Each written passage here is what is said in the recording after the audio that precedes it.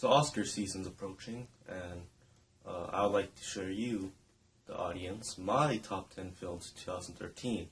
If you aren't aware of what I've seen, I've put all of the films I've seen around here, roughly. Blah. Blah. Anyway, let's get started. My top 10 will also be written in the IMDb page in my description. While you're at it, you should probably read all of it. It'll make me feel very good in my life. Number 10 starts off with This is the End, about the apocalypse, because there's nothing funnier than the apocalypse, you know? Anyway, my favorite part about it is that the main actors play themselves. Like, literally, Seth Rogen plays Seth Rogen. And I like how, like, some of them, like Michael Cera, who acts like a complete asshole through all of it, makes me really believe that he has like a donut hole asshole. So good job on that, Michael Cera. My least favorite part about that film, though, is how it feels like it's going from a skit to a skit to a skit to a skit. Makes it feel pretty unprofessional. Well, not unprofessional, just makes it feel pretty not tight or fluid. Number 9 It seems there's a popularity between post-apocalyptic comedies because number 9 is The World's End. I love The World's End. I thought that finale of the Cornetto trilogy, even though it's probably my least favorite one, it's still great. I love especially the interactions between Simon Pegg and Nick Frost. Edgar Wright's still a great director, no matter what you say. Martin Freeman, he had a really short role, but I really liked him in it. He plays that, like, sassy British guy really good. Anyway, I thought it was better than This is the End from The World's End, because it just had funnier dialogue. It still felt skit to skit basis, but it was able to make me laugh consistently more than This is the End. Number 8 Now you must be thinking to me, why would I put Elysium at number 8? It was such a horrible film. Well, to me it wasn't. I thought Neil Blomkamp, a second movie he's ever done, was still a great film, even though it didn't match the hype of District 9 at all.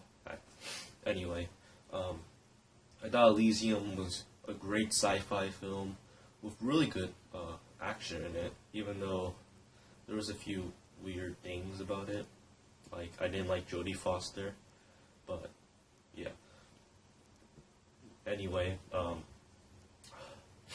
I thought the guy who played the main actor in District 9, who had another role in Elysium, he was my favorite part. He was so awesome in that film. Anyway, it was just so much action, so much fun. Great. That's my number 8 spot. Number 7 is... Because, for me, I thought this movie was beautiful. The cinematography was amazing. Whoever did that deserves it, the Oscar, if it has one for it. And the director should win Best Oscar as well. Anyway, I thought the movie was great in all sides except for maybe the acting of the lead actress, Sandra Bullock. George Clooney was great. He's always great.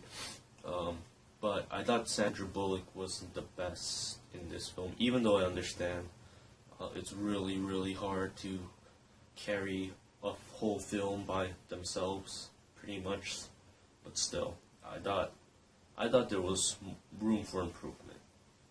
Anyway, that's why it's less down my list than it should be for other people. 6 is... Dallas Buyers Club. I love this movie. If it wasn't for the other 5 films, well, obviously I would put it number 1. But it's such a close year for just like standard one shot films. It's great. It's a great year. I thought it showed a really good characterization of the main character, Ron Woodruff, played by Matthew McConaughey. I love Matthew McConaughey. He's probably my favorite actor of this year. and Jared Leto, who's probably gonna win Best Supporting Actor this year in the Oscars. He was amazing in that one as well in this movie. It's just that Matthew McConaughey started off as a really despicable guy. No one liked him, and it ended with him being such a good person. You know, and I know that's kind of a cliche. It's a cliche, but it was shown in a way I could fully understand, fully get, and love. Great film. Both of them deserve their acting roles, an Oscar for their acting roles. Great film. 5 is... The Hobbit, Desolation of Smaug. Now, you must be thinking, like, why this movie? It's not a very good film. And I'm going to say to you, shut up, because I love the Lord of the Rings films. And I also like The Hobbit very much, even though it wasn't the best of the films, probably the worst, actually. But still, this movie was absolutely just a joy to watch. It was so fun to watch this film. I thought that this film made me smile and laugh through the whole entire film. It was just the happiest time I've been in the theater, and also the barrel scene was definitely the best moment of this year. The number 4 spot is...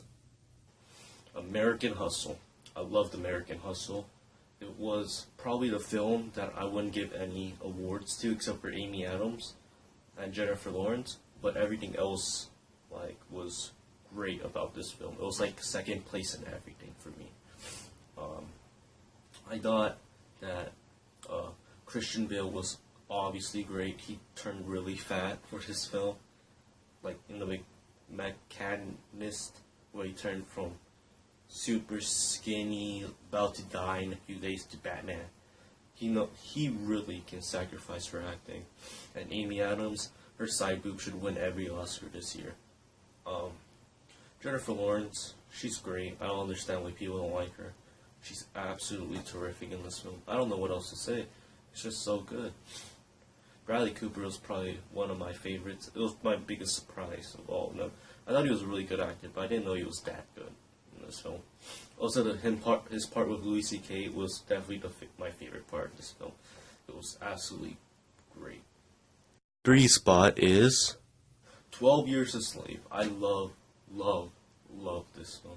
This film made me want to throw up almost the whole entire film. Had the most just disgusting story I've ever seen in I don't know how long. It's just so disturbing. Like, I've never seen a film, like no horror film can disturb you as much as a real life event that was portrayed in this. I thought slavery was bad. I knew it was bad. I didn't understand how awful it really was until I saw this film. And you might think I'm kind of an idiot for saying that, but you'd probably understand if you saw this film. I would saying this in a pretty nervous tone, but I thought the best people were the white people in this film playing like slave owners. Benedict Cumberbatch, Paul Dano.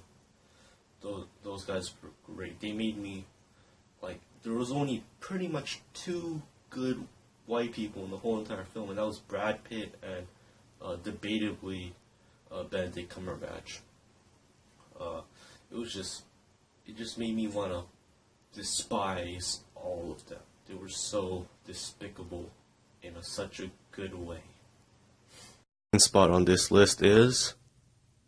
The Wolf of Wall Street, my favorite comedy of this year. It was a film that made me laugh through the whole entire film, just how absurd it was. This guy who started off as a pretty optimistic, ambitious man who turns into a guy snorting coke off a hooker's asshole. It was amazing. Martin Scorsese does it again with making his Goodfellas. Number 2, the better, faster, stronger version of it. It was fantastic.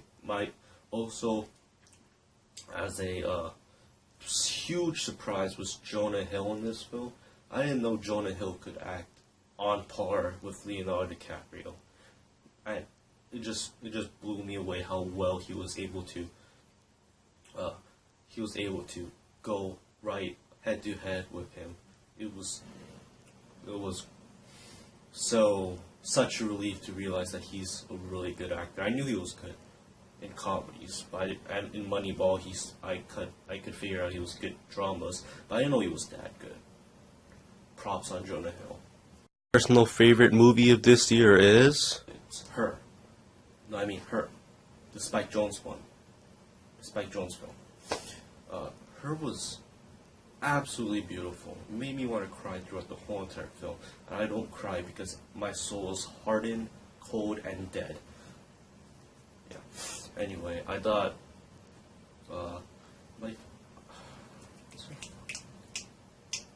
the girl that played the OS, I'm blanking on her name right now. Anyway, she is Scarlett Johansson. She is absolutely amazing in this film.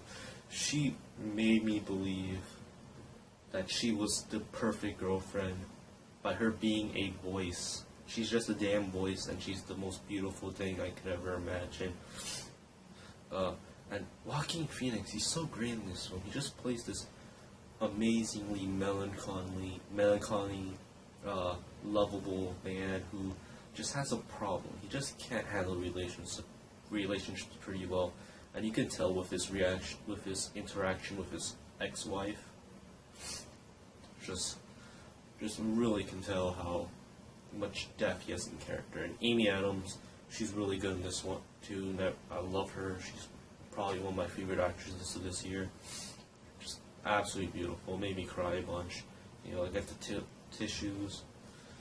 Anyway, so if I missed out any film except for Man of Steel or Iron Man 3, those were like obvious. Someone has them somewhere. If you have a film that you wanted to be in here that I didn't watch or I didn't put in for some reason, put in the comments, like, subscribe, you know the deal. Oh yeah, and the written versions of these reviews will be down in the description below. Thank you all for watching.